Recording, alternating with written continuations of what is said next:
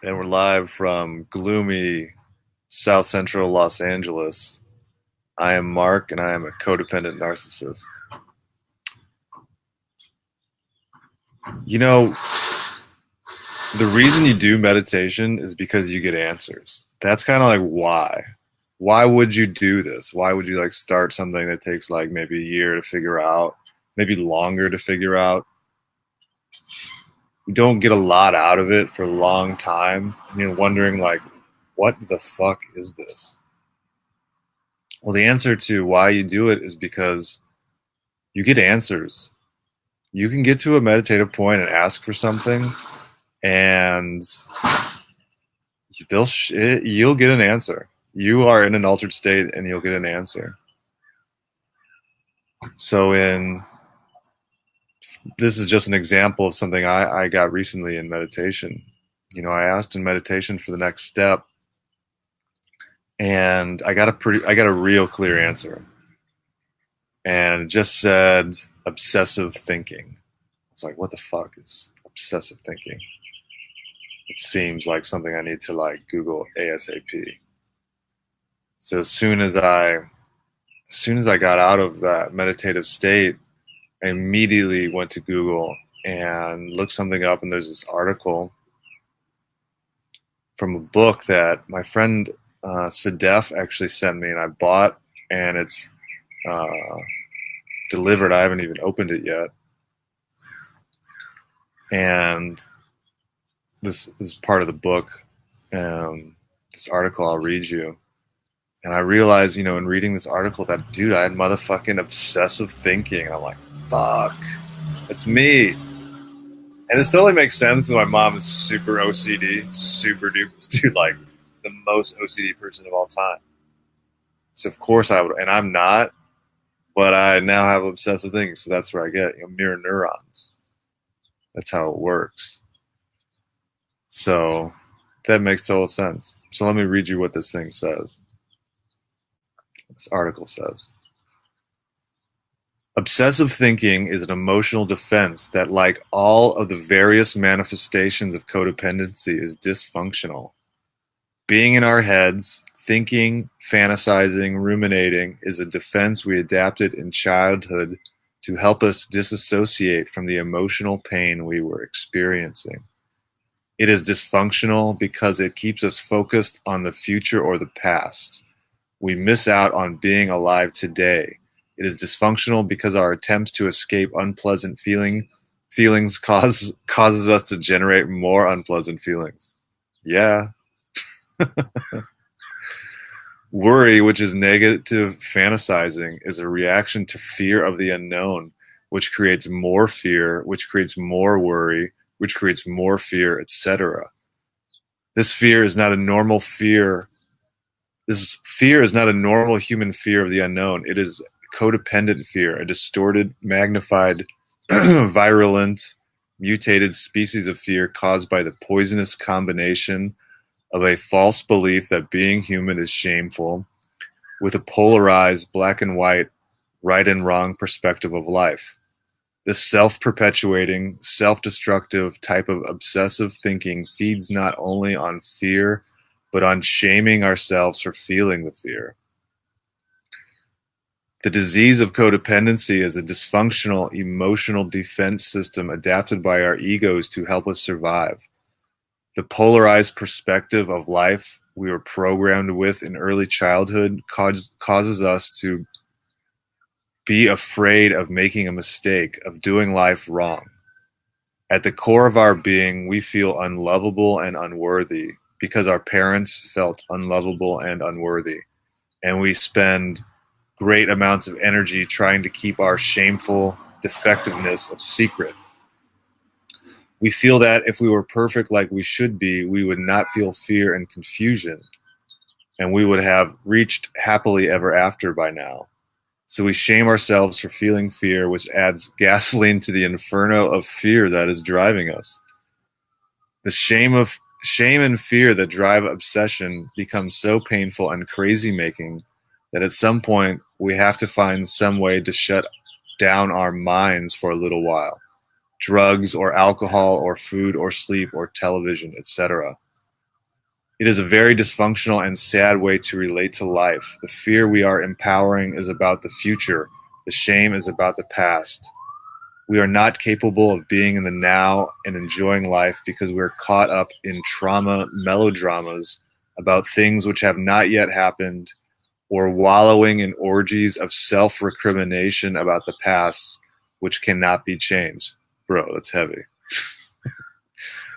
Codependents do not really live life. We endure, we survive, we persevere. Obsessive thinking and compulsive behavior is caused by and fed by fear and shame.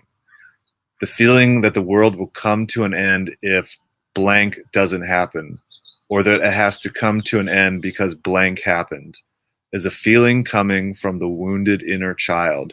It is the result of early childhood emotional trauma and the subconscious programming adapted by our egos to help us survive at a time when we were helpless and powerless. An adult is not helpless and powerless. We are, however, powerless to know that as long as we are unconsciously reacting to repressed emotional energy and subconscious programming. It is possible to see ourself or life clearly when we are caught up in trauma dramas. It is impossible to see ourself or life clearly when we are caught up in trauma dramas, internally and externally, that feel life-threatening. In our codependency, we are in denial of our emotions. At the same time, we are allowing the feelings of the wounded child within to define and dictate us.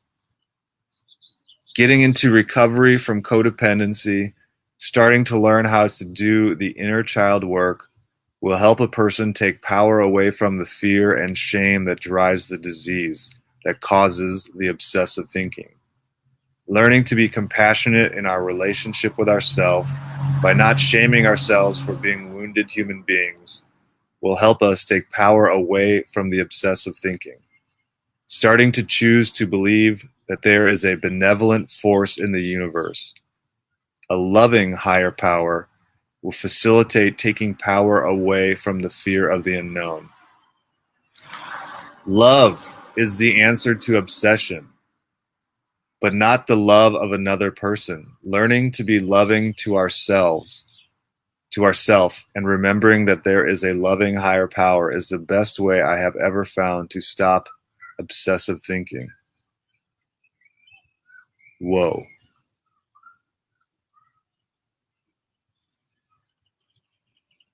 That's me. That's a lot of me. It's a lot of my thoughts. It's a lot of my day. You know, we're mostly our subconscious programming. We don't even realize that.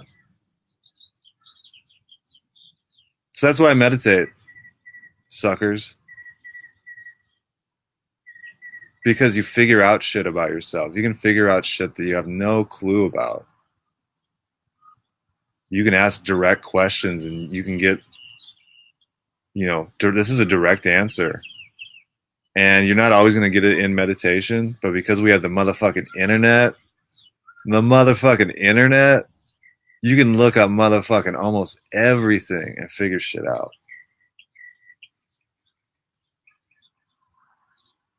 Imagine if everyone was meditating and fucking looking shit on the internet, man. This world would be a whole different place. People would be figuring shit out.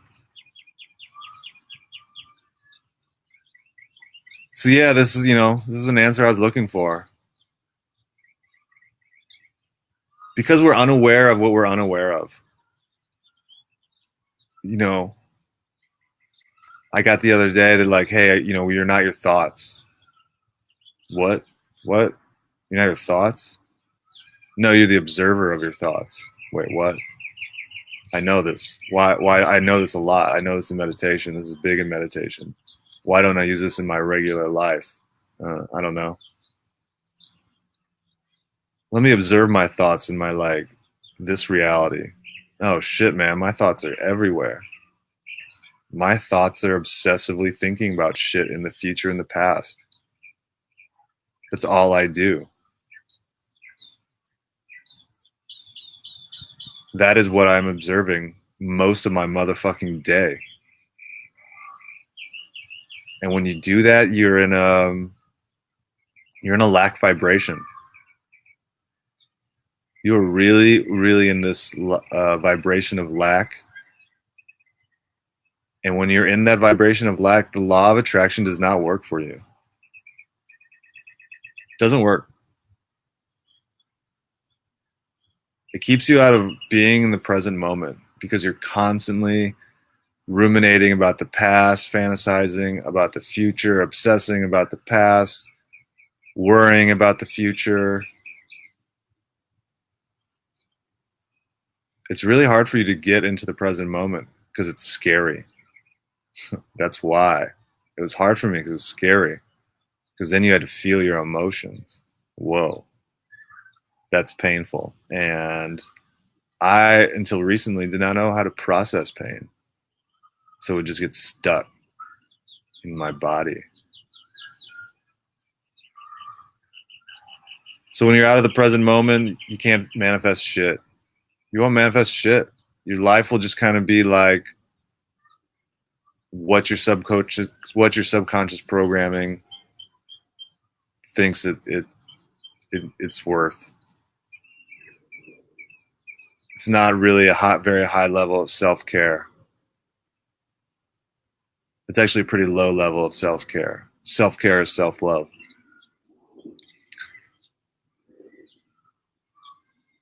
So, I'm really working on being aware of this more, of really being aware of my thoughts in this reality. And it starts by like just keeping it simple, like journaling the things I want to focus my intent on for the day, like 3 things. I can't even do more than 3, man. 3's tough. 3's motherfucking tough to focus on for a day. My thoughts are motherfucking everywhere, everywhere, man. They're fucking everywhere. And some of the times I'm even like maybe thinking that I'm focusing on the right thing. And like maybe it's somehow positive or beneficial to like my being a little bit. But then I think, man, this is obsessive thinking because this is not one of the 3 things I'm focusing on for the day. So I know I'm off. And it goes quick because your ego's like, no, it's okay. No, it's okay to focus on these things.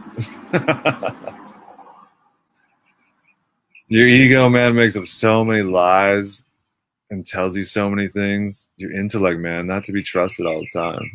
Not to be trusted. For show. So, first step is becoming aware. We are unaware of what we're unaware of. It is impossible to know what we are unaware of. So when you get into meditation, you can ask for, it's like Google, man. Except you don't even really kind of know what you're asking for. You don't even really know what's up. You can just say the next step. Can't say that in Google. So yeah, next step. Ask that, and Yogananda called it like speak to God, really give it a soul cry, really kind of surrender. Yogananda was like more about really surrendering to God, really surrender, and ask a question or just ask what's next, and you'll get an answer. So that's why I meditate. And this is a new awareness that I'm going to be working on and struggling with. And I found some other really good shit on the internet that I can't wait to share with you guys. I have like just begun to like get into it, barely. And